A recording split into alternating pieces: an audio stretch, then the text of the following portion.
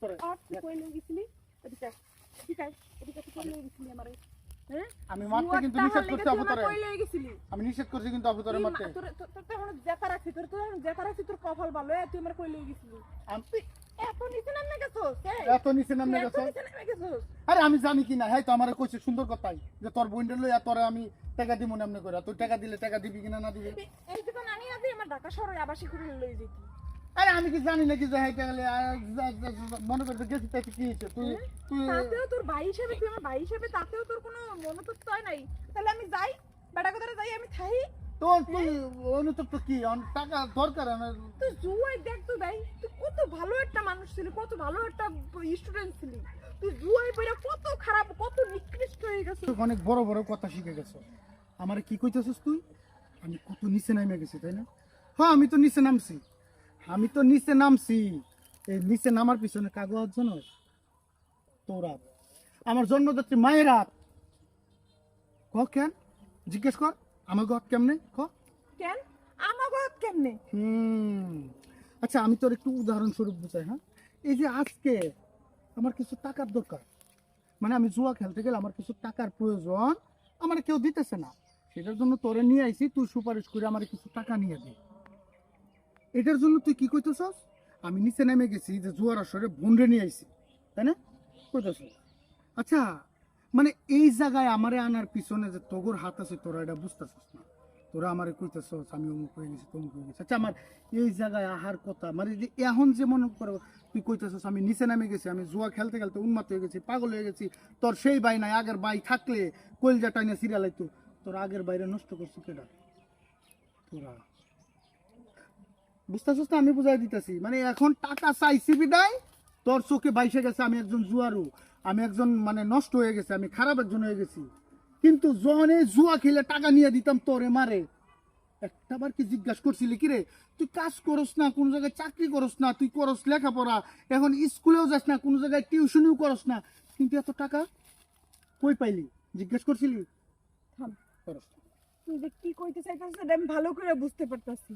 প্রত্যেকটা পরিবার প্রত্যেকটা বোন চায় যে তার ভাইয়া ভালো কইরা ভালো উপার্জন করুক বেশি টাকা ইনকাম করুক আমিও ভাবছিলাম যে আমার ভাই হয়তো বা কোনো একটা ভালো ইনকাম করে কিন্তু তার লিগে আমি ভাবি না যে আমার ভাই জুয়ার মতো একটা নিকৃষ্ট কামে লিপ্ত হয়েছে ভাববি কেমনে আরে ভাববি কেমনে তুই আর আমার মা তারা তো টাকা দেখাই তো মনে কর যে পুরা বেহুশ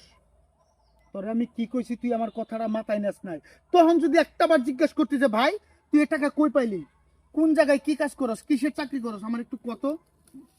তাইলে আমার ওই দিনই কই তুই তো বোন আমি তো চাকরি করি না আমি তো কাজ করি না আমি তো জুয়া খেলি তখন যদি এই শাসনটা করতি আজকে তোরও এই জায়গায় আসতে হইতো না আমারও এই পরিণতি হইতো না করছিলি মানে এটা আমার ভুল হয়েছে আমারও ভুল হয়েছে আব্বারও ভুল হয়েছে এটা তোকে ভুল না তোকে অন্যায় হয়েছে খালি তো মনে কর যে একটা পুলা নষ্ট হইলে একটা মাইয়া নষ্ট হইলে দোষ দেয় সমাজের আরে না সমাজের দোষ না সবার আগে দোষ হয় পরিবারের লোকজনের পরিবারের লোকজন যদি খেয়াল রাখতো খোঁজ খবর নিত তাইলে নষ্ট হইতো না আমার মতো জোয়ারও হইতো না ভাই হ্যাঁ আমি মানি যে এটা আমাকে ভুল তুই এত এত টাকা ইনকাম করে কইতে নিয়ে গেছো এটা সৎ না অসৎ সৎ পথে ইনকাম করছো নাকি এটা আমাকে জানা উচিত ছিল আসলে আমি ভাবছি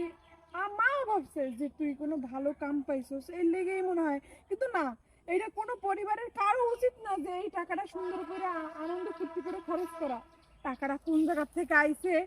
সন্তান বা ভাই চুরি করে নিছে না খুন করে নিছে না কি করে এটা যাচাই করা উচিত এইটা আমাগো ভুল হয়েছে ভাই এইটার এত বড় শাস্তি দিস না তুই আমাগো তুই নিজেরা এরকম শেষ করে দিস না ভাই পথ দিয়ে ফিরত আয় ভাই তোকে কথা